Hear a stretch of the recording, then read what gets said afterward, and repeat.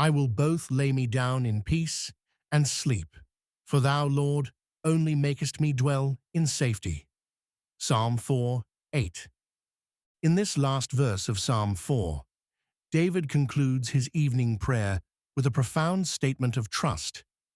After addressing his enemies and expressing his confidence in God's favor, he now reveals the practical outcome of his faith: peaceful sleep amid threatening circumstances.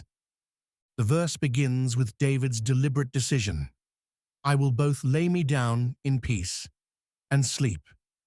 This isn't just a description of what David is doing. It represents a conscious choice to rest despite surrounding dangers. During Absalom's rebellion, his life hung in constant jeopardy. Assassins might strike at any moment. Yet, rather than pacing through the night or posting excessive guards, David determines to sleep in peace. This peace stems not from naivety about his circumstances, but from confidence in God's protection. The conjunction for reveals the foundation of his tranquility. For thou, Lord, only makest me dwell in safety. David recognizes that genuine security comes from God. The word only emphasizes this exclusivity. No other source provides true safety. Not his mighty men, not strategic defenses, and not political alliances, but God alone. The phrase, makest me dwell in safety, suggests more than temporary protection.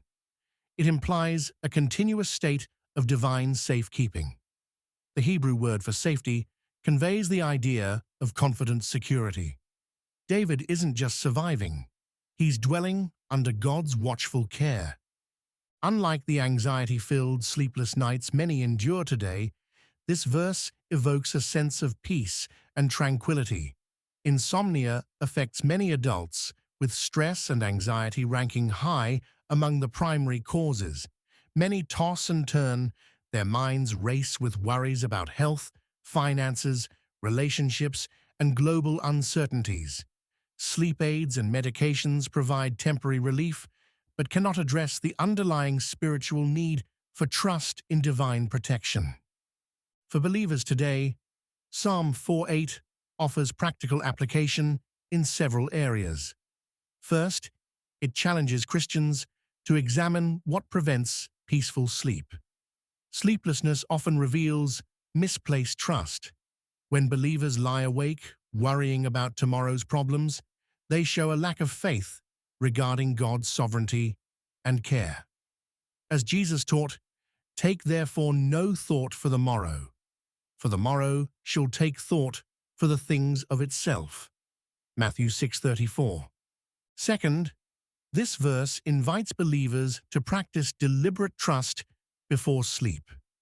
Following David's example, Christians can commit themselves to God's care each night.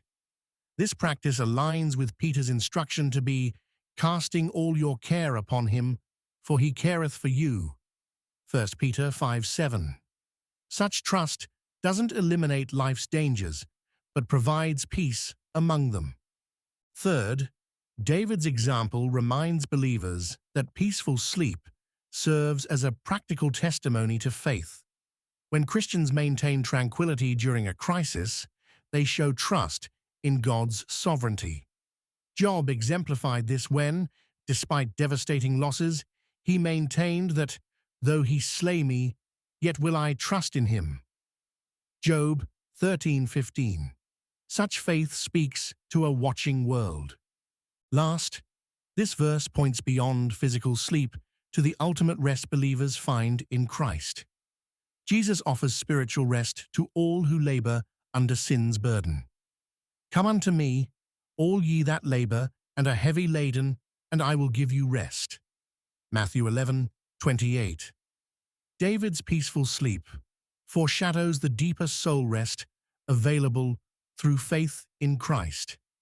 In a world of security systems, insurance policies, and endless anxieties, Psalm 4:8 reminds believers where true safety lies, not in human precautions, though these have their place, but in the sovereign protection of Almighty God.